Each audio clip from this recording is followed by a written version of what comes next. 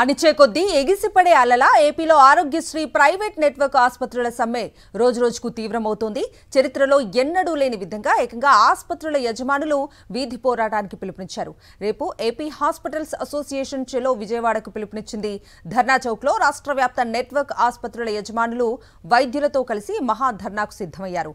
ప్రభుత్వం నుంచి పెండింగ్ బిల్లుల మంజూరు కోసం నెట్వర్క్ ఆసుపత్రులు ఏకంగా ధర్నాకు సిద్ధమవటం వైద్య వర్గాల్లో తీవ్ర చర్చనీయాంశంగా మారింది.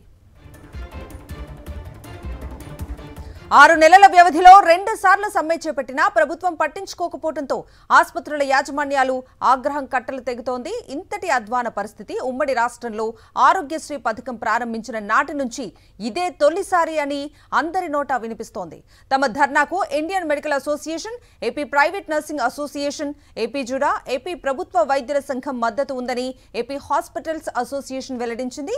తమ గోడు చెప్పుకోవటానికి అపాయింట్మెంట్స్ కూడా ఇవ్వకుండా ప్రభుత్వ పెద్దలందరూ ముఖం చాటేస్తున్నారని ఆసుపత్రుల యజమానులు ఆవేదన వ్యక్తం చేస్తున్నారు.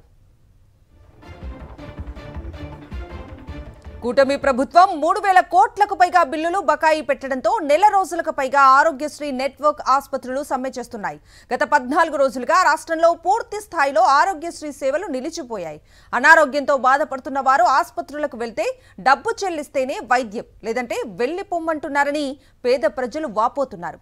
ప్రైవేట్లో ఉచిత వైద్యం అందక ప్రభుత్వ ఆసుపత్రులకు వెళ్తే అక్కడ పట్టించుకునే నాథుడే లేకుండా పోయారని రోగులు గగ్గోలు పెడుతున్నారు.